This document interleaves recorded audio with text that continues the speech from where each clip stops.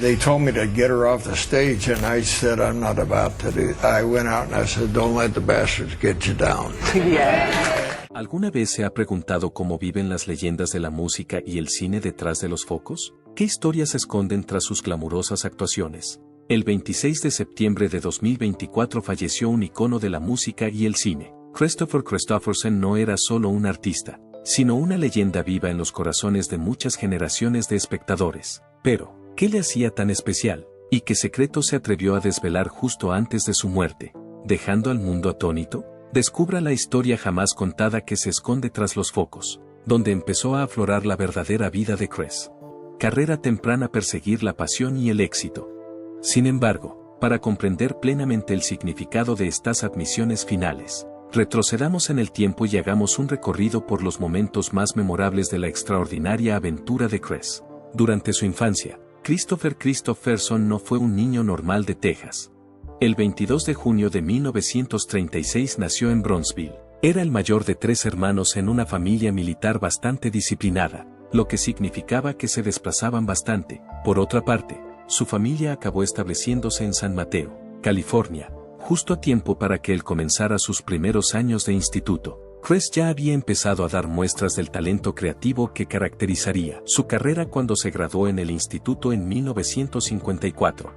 Tomó clases en el Pomona College, situado en el sur de California, y fue allí donde descubrió su pasión por la escritura, en particular los escritos del poeta William Blake. Chris no solo se dedicó a ello, sino que sobresalió. Recibió varios galardones por sus escritos, uno de los cuales fue el primer premio en un concurso de relatos cortos convocado por la revista Atlantic Monthly.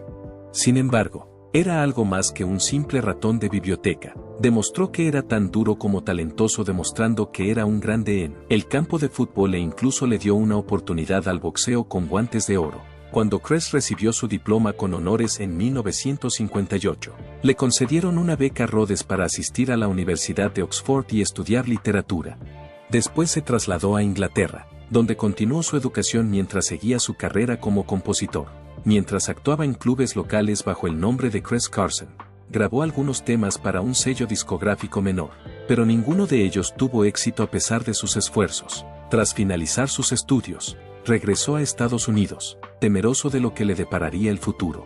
Cuando Chris se enfrentó a una elección importante, dio un giro rápido. En lugar de seguir una carrera académica, decidió alistarse en el ejército de Estados Unidos para continuar la herencia de su familia. Tras completar su formación para convertirse en piloto de helicóptero y guardabosques, finalmente fue destinado a Alemania Occidental.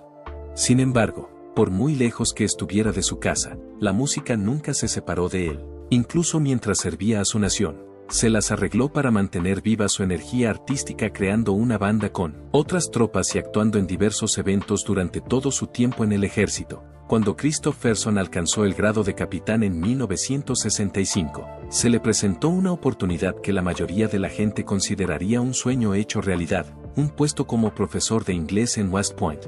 Sin embargo, cuando parecía que su vida iba por buen camino, se fue de viaje y todo cambió. La energía musical de la ciudad se impregnó rápidamente en su mente y, de repente, el concepto de ser militar perdió su atractivo. Por lo tanto, Chris tomó una valiente decisión al rechazar el trabajo en West Point, dimitir de su puesto en el ejército y embarcarse en un nuevo camino plagado de incertidumbres para convertirse en compositor de música country.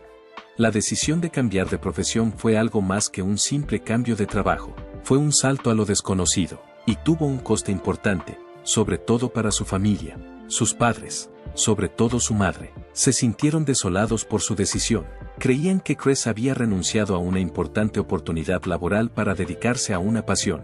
Debido a la enorme presión, Chris no se comunicó con su madre durante más de 20 años. Durante este periodo, Chris experimentó una profunda sensación de las consecuencias de sus decisiones. Además de realizar diversos trabajos esporádicos para llegar a fin de mes, le estaba costando hacerse una reputación en la industria musical. Además, tuvo que hacer frente a unos gastos médicos cada vez mayores como consecuencia del problema de esófago que padecía su hijo, lo que añadió aún más estrés a una situación ya de por sí difícil. Como consecuencia de las dificultades en su vida personal, él y su esposa se separaron en el año 1968. Durante este periodo de tiempo, trabajó en los estudios de grabación Columbia de Nashville, donde se encargaba de barrer los suelos. El hecho de que Chris conociera a June Carter en este trabajo tan poco glamuroso puede haber dado la impresión de que se trataba de un trabajo que nunca terminaría, pero en realidad era así. Tras aprovechar la oportunidad, le regaló una grabación de sus canciones y le preguntó si se la daría o no a Johnny Cash. Cash es tristemente célebre por haberla tirado a una pila de otros casetes mientras ella lo hacía, colocando a Chris en la lista de espera. Durante este tiempo, Kristofferson estuvo empleado por Petroleum Helicopters International en el sur de Luisiana como piloto de helicópteros comerciales. Esto le permitió mantener su estabilidad financiera. Durante 3 años, alternó el trabajo en plataformas petrolíferas con el pilotaje de helicópteros y los viajes a Nashville para vender sus canciones. Esta fase resultó ser gratificante desde el punto de vista creativo, a pesar de lo agotadora que era. Durante esas largas y solitarias horas en las plataformas petrolíferas, Johnny escribió algunas de sus canciones más exitosas, como Help Me Make It Through the Night y Me and Bobby McGee. Estas canciones se hicieron muy populares.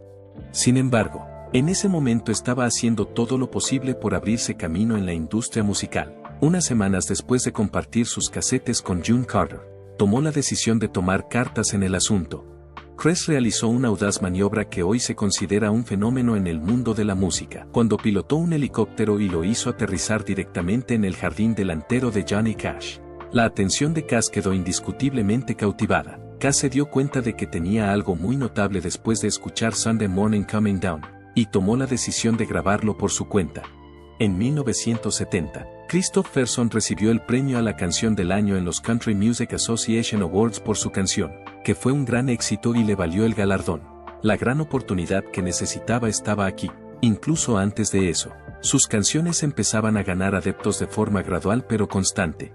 Dave Dudley lanzó su canción Vietnam Blues en 1966. Y a pesar de que su propio lanzamiento de Golden Idol Killing Time en 1967 no alcanzó ningún éxito, otros músicos empezaban a tomar nota de su trabajo. Cuando la década de 1960 llegaba a su fin, gigantes musicales del género country, como Roy Truska, Jerry Lee Lewis y Roger Miller, estaban presentando sus grabaciones. Kristofferson empezaba a consolidarse como un compositor con un sentido profundo y sin filtros de la narración, como demuestran canciones como From the Bottle to the Bottom y Me and Bobby McGee. La interpretación de Me and Bobby McGee por Janis Joplin, en cambio, fue el elemento que realmente le impulsó al siguiente nivel. La interpretación de Joplin de la canción, que se publicó después de su muerte en 1971, subió a lo más alto de las listas de éxitos y permaneció allí durante muchas semanas. En ese momento, todo el mundo estaba ansioso por tener en sus manos alguna de las composiciones de Kristofferson. Artistas como Ray Price, Joe Samman e incluso el legendario cantante de country Kenny Rogers estaban grabando sus letras. Parecía como si Chris hubiera pasado en 24 horas de ser un piloto de plataforma petrolífera con un sueño a convertirse en uno de los compositores más solicitados de la industria. Lo cierto es que esto no fue más que el principio. A principios de la década de 1970, Kristofferson alcanzó realmente la cima de su carrera musical. Tuvo que recorrer un camino difícil y lleno de sacrificios, que finalmente se vio recompensado con logros. Uno de los puntos de inflexión más significativos de su carrera fue la publicación de su segundo álbum, The Silver Tongue Devil and I, en 1971. El álbum no solo consagró a Kristofferson como un icono de la música country, sino que también le estableció como un artista de grabación legítimo, no como un mero compositor entre bastidores. Sus letras incisivas, su característica voz ronca y su combinación de nostalgia, poesía y tristeza contribuyeron al éxito del álbum. La sensibilidad poética de Kristofferson llegaba al corazón de quienes le escuchaban. A través de canciones como Loving Her Was Easier y Jody and the Kid, Kristofferson se reveló como una persona sentimental, considerada y agradable. La letra de sus canciones no es florida en el sentido de un cliché, sino más bien directa y directa, dando al oyente la impresión de que su propia historia se revela a través de cada melodía. No tardó en llamar la atención no solo del mundo del cine, sino también del público en general, gracias a su rostro anguloso, su temperamento desenfadado y su ruda masculinidad. Tras debutar en la industria cinematográfica con una naturalidad única, intervino en varias películas importantes, como Pat Garrett y Billy el Niño, 1973, y, posteriormente, Ha nacido una estrella, 1976, en la que compartió pantalla con Barbra Streisand. Chris debutó como actor en la película más reciente, dirigida nada menos que por Dennis Hopper. También actuó en el Festival de la Isla de Wight, donde incluso tuvo la oportunidad de codearse con algunas de las figuras más destacadas de la música rock del momento. Más allá de los confines de la música country, su carrera empezaba a abarcar otros géneros. Kris Kristofferson había pasado de ser un compositor relativamente desconocido a convertirse en una figura muy conocida en la industria de la música country a finales de 1971. Las canciones que había lanzado estaban por todas partes, y 3 de ellas fueron incluso nominadas a varios premios Grammy en diferentes categorías. No se podía negar el hecho de que Kris había llegado. De hecho, recibió el Grammy a la mejor canción country por su tema Help Me Make It Through the Night durante la ceremonia de entrega de premios que tuvo lugar en marzo de 1972. Este fue el momento que cimentó firmemente su ascenso a la fama. Poco después, en 1972, Kris publicó su álbum Jesus is a Capricorn, que se convirtió en un gran éxito gracias a su primera canción country, Why Me, que alcanzó el número 1 en las listas, en noviembre de 1973. El álbum ya había vendido 500,000 de copias y se había convertido en el número 1 de las listas de country, lo que demostraba que Kris no estaba de paso, sino que había llegado para quedarse. Durante este periodo de transición en su vida profesional, la vida personal de Kris también experimentaba una transformación. Tras la disolución de su matrimonio con su primera esposa, reanudó su relación sentimental con la también cantante Rita Coolidge. Los fans adoraban la cooperación artística que ambos mantenían. Además de la relación romántica que disfrutaban, la pareja ganó 2 premios Grammy por sus canciones From the Bottle to the Bottom y Lover, Please, que aparecían en su álbum debut a dúo, titulado Full Moon. El álbum llegó directamente a lo más alto de las listas de country nada más publicarse en 1973. Durante un tiempo, fueron el combo ideal de la música country, tanto dentro como fuera del escenario simultáneamente. Durante este periodo, Kris publicó 3 álbumes en solitario: Spooky Lady Sideshow, Who's to Bless and Who's to Blame y Surreal Thing. Aunque estos álbumes tuvieron éxito, no pudieron competir con la enorme popularidad de la banda sonora de Ha Nacido una Estrella, en la que colaboró. Esta banda sonora alcanzó el número 1 en la lista Billboard 200 y obtuvo el certificado de platino en 1977, tras vender más de 4 millones de copias. El éxito de Kris se vio incrementado por el hecho de que no solo fue un éxito country, sino también un éxito de taquilla. Kris grabó algunos álbumes más cuando la década de 1970 llegaba a su fin. Estos álbumes incluían Easter Island y Shake Hands with the Devil, así como su último álbum de duetos con Coolidge Natural Act, que se publicó antes de que ambos se separaran. A pesar de que el matrimonio de Kris con Rita se había derrumbado, su música siguió resonando entre su público. Le siguieron otros gigantes de la música country como Willie Nelson, que siguió versionando sus temas e incluso colaboró con él en muchas ocasiones. Kris Kristofferson vivió una montaña rusa durante las décadas de 1980 y 1990, en la que experimentó éxitos y fracasos a partes iguales. Aunque siguió publicando álbumes en solitario como The Bone en 1981, Third World Warrior en 1990 y A Moment of Forever en 1995, fueron sus colaboraciones y contribuciones a bandas sonoras las que realmente destacaron durante este periodo de tiempo. En 1983, Kris colaboró con músicos legendarios como Willie Nelson, Dolly Parton y Brenda Lee en un proyecto llamado The Winning Hand, considerado uno de sus trabajos más notables. El álbum alcanzó el número 4 en la lista Top Country Albums de Billboard, lo que sirvió para recordar a todo el mundo que Kris aún poseía ese poder de estrella. En 1984, Kris regresó a la industria cinematográfica al aparecer en la película Songwriter y contribuir a la banda sonora del filme. Sus contribuciones le valieron una nominación al Oscar en la categoría de Mejor Música. Esto supuso un importante reconocimiento a sus habilidades musicales, que iban más allá de la música country. Kris siempre recordará 1985 como un año inolvidable. No solo se convirtió en miembro del supergrupo country The Highwaymen, del que también formaban parte Willie Nelson, Johnny Cash y Waylon Jennings, sino que también fue elegido miembro del Songwriters Hall of Fame. Su álbum de debut, Ig Wayman, fue un gran éxito, alcanzando el número 1 en las listas de country y ofreciendo una serie de canciones memorables, entre ellas la que da título al disco, que fue nominada a los premios Grammy.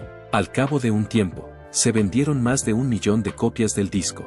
Le siguió Ig Wayman 2, publicado en 1990 y que recibió otra nominación a los Grammy. Sin embargo, su último álbum Juntos, The Road Goes On Forever, publicado en 1995, no alcanzó el mismo nivel de popularidad que sus álbumes anteriores. La reputación musical de Cress continuó expandiéndose durante estas décadas, especialmente como resultado de las renombradas colaboraciones que tuvo con otros artistas y el respeto que adquirió como músico.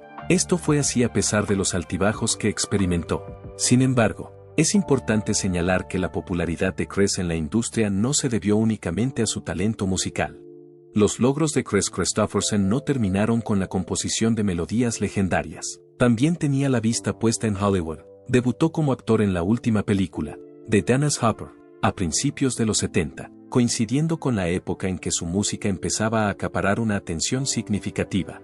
A continuación, fue contratado para una serie de papeles que le pusieron en el candelero junto a conocidos actores. Además de protagonizar junto a Gene Hackman la película Cisco Pack, también interpretó el conocido papel de Billy el Niño en la película Pat Garrett y Billy el Niño, y colaboró con Alan Burstyn en la película Alicia ya no vive aquí, dirigida por Martin Scorsese. No está mal para una persona que empezaba su carrera en la industria cinematográfica, pero fue la película Ha nacido una estrella la que realmente consagró a Kristofferson como un actor importante en la industria de Hollywood. Kristofferson, que interpretaba a un viejo rockero frente a Barbra Streisand, imprimió una cruda intensidad al papel. A pesar de que la crítica no se deshizo en elogios precisamente, la película fue un gran éxito de taquilla, a pesar de que recibió malas críticas por parte de la crítica. Además, la banda sonora, que incluía tanto a Kristofferson como a Streisand, se convirtió en una empresa de enorme éxito. Y a pesar de que Kristofferson ya era una figura conocida en el mundo de la música, esta película le reportó el Globo de Oro al mejor actor y le consagró como una figura conocida en la comunidad de Hollywood.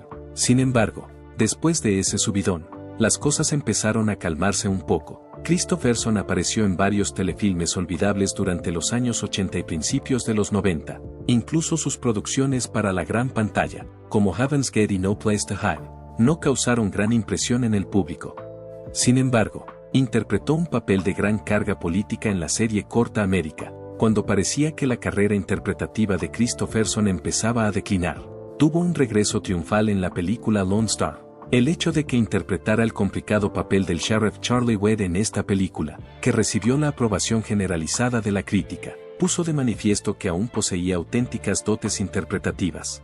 A partir de entonces, consiguió papeles en la trilogía Blade Vampire, la edificante película La hija de un soldado nunca llora y películas de acción como Payback, protagonizada por Mel Gibson, y El planeta de los simios, dirigida por Tim Burton. Incluso en las postrimerías de su carrera, siguió participando en la industria cinematográfica con apariciones en películas como The Motel Life y The Western Trading.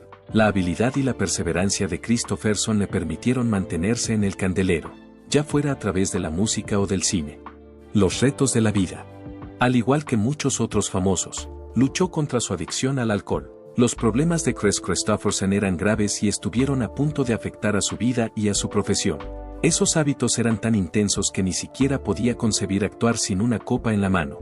Una señal de advertencia evidente de que su cuerpo estaba experimentando las repercusiones de su adicción fue el hecho de que su hígado se expandiera hasta alcanzar el tamaño de un balón de fútbol.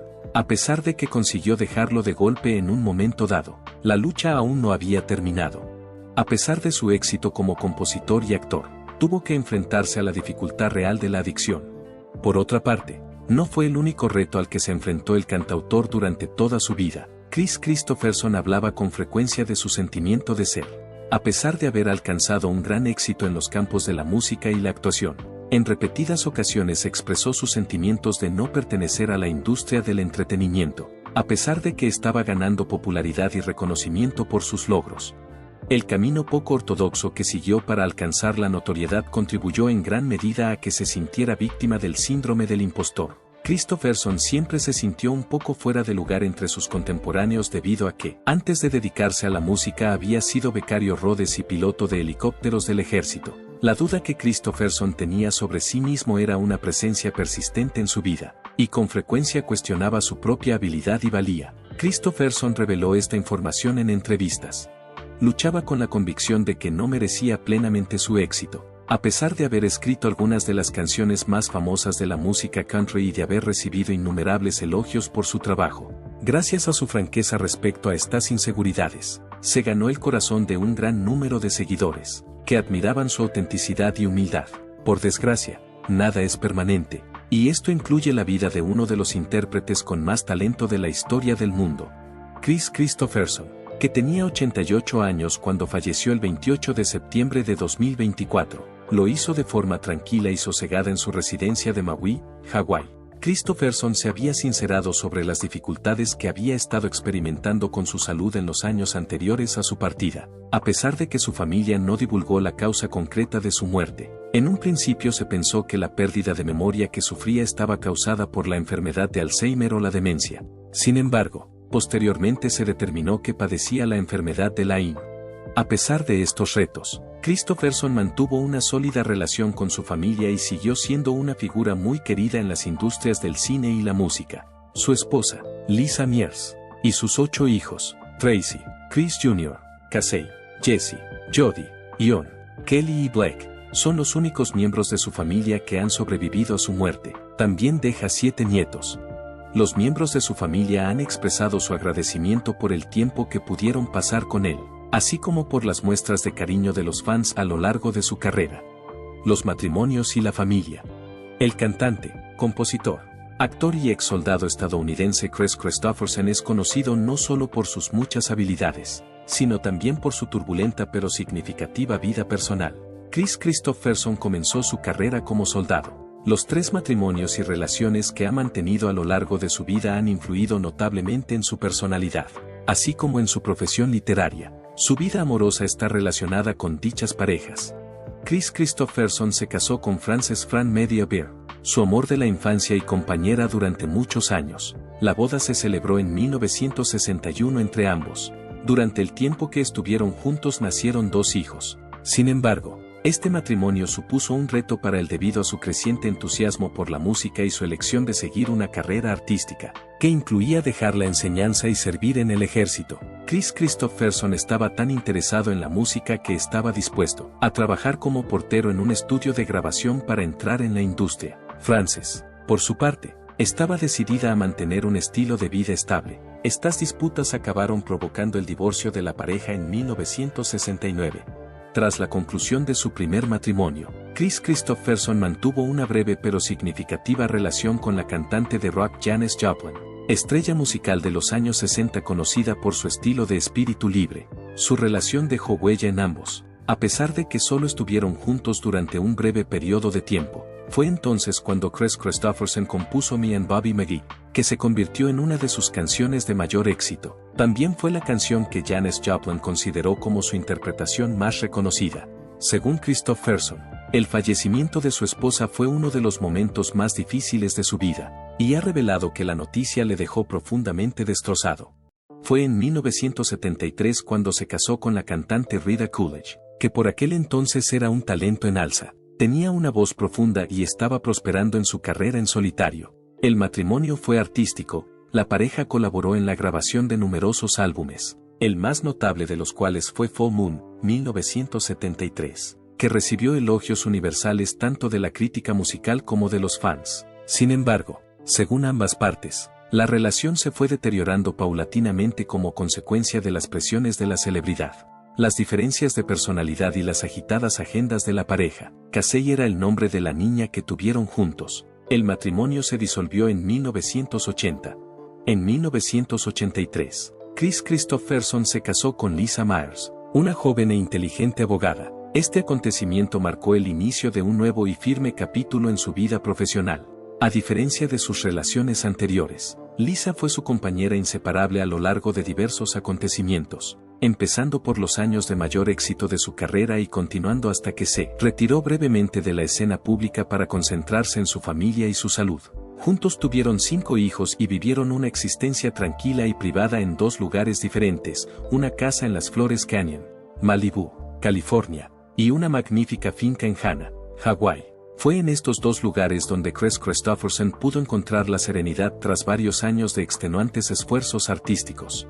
Kristofferson se casó 3 veces y tuvo un total de 8 hijos. Aunque cada hijo tuvo su propia historia y trayectoria, quiso mucho a todos y cada uno de ellos. Aunque la vida personal de Kristofferson no estuvo exenta de dificultades, nos ofrece la imagen de un artista apasionado y emotivo, que siempre intentó encontrar el equilibrio entre sus esfuerzos artísticos y su vida familiar. Sus poemas, melodías y papeles humanos se vieron influidos por estos acontecimientos, que impregnaron su música. Logros impresionantes. Kris Kristofferson es uno de los pocos artistas que ha triunfado tanto en la industria cinematográfica como en la musical a lo largo de su carrera, que abarca décadas y es abundante en ambos campos. Los honores que ha cosechado no son solo una demostración de su extraordinario talento, sino que también representan un profundo aprecio tanto de los profesionales de la industria como de los espectadores por el impacto que ha tenido en la cultura popular de Estados Unidos. Uno de los logros más significativos en la carrera musical de Kris Kristofferson fue cuando le concedieron su primer premio Grammy en 1971 por la canción Help Me Make It Through the Night. Aunque Sammy Smith fue quien cantó la canción, Kristofferson fue quien la escribió. A veces se hace referencia a esta canción como representante de la ola contemporánea de la música country, que se caracteriza por ser más sencilla y lírica. Con ella se inauguró una nueva era para la música country, que ayudó a romper con prejuicios anticuados y contribuyó al desarrollo de la reputación de Kris Kristofferson como compositor pionero. En 1976, Kris Kristofferson y su entonces esposa Rita Coolidge fueron galardonados con el Grammy a la Mejor Interpretación Vocal Country por un dúo o grupo por su canción From the Bottle to the Bottom.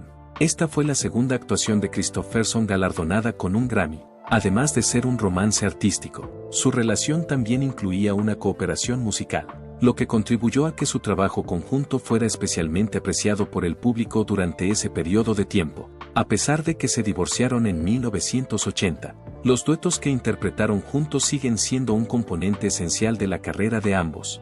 Tras su éxito como músico y compositor, en 2014 recibió el Grammy Lifetime Achievement Award, considerado uno de los galardones más prestigiosos que puede conceder la Academia de la Grabación. El premio no solo destacó clásicos como Me and Bobby McGee y Whammy Lord, sino que también reconoció la valentía creativa y la tremenda empatía que se puede encontrar en cada una de sus canciones. Junto a Barbra Streisand, Kris Kristofferson interpretó el papel principal en la película Ha nacido una estrella, 1976, que se considera su logro más notable en la industria cinematográfica. Por su interpretación en este papel, fue galardonado con el Globo de Oro al mejor actor de musical o comedia en 1977. Debido a que Kris Kristofferson no era un actor profesional, este triunfo fue toda una sorpresa. Sin embargo, su honestidad, sencillez y profundidad emocional conmovieron al público. Además, gracias a esta actuación se dio a conocer en el mundo del cine, lo que hizo que aumentara el número de películas en las que podría actuar en el futuro. Cabe destacar que Kris Kristofferson fue admitido en el Salón de la Fama de la Música Country en 2004, una de las distinciones más prestigiosas del sector. No solo recibió reconocimiento por sus singles, sino también por sus profundas y duraderas contribuciones y su impacto en las generaciones posteriores de músicos, entre ellos, Johnny Cash, Waylon Jennings y Willie Nelson, que trabajaron con él en The Highwayman. Kris Kristofferson no solo recibió honores, sino también elogios honoríficos de forma regular por parte de grupos centrados en las artes, la educación y los derechos humanos, en reconocimiento a su valentía al utilizar la música para hablar en favor de la justicia social y los derechos humanos. Recibió el premio Spirit of Americana Free Speech de la American Music Association. También recibió la medalla de honor del Pomona College, donde estudió. Deja tus opiniones en la sección de comentarios más abajo, y no olvides pulsar la campana de notificación, darle a me gusta y suscribirte al canal para recibir más historias fantásticas.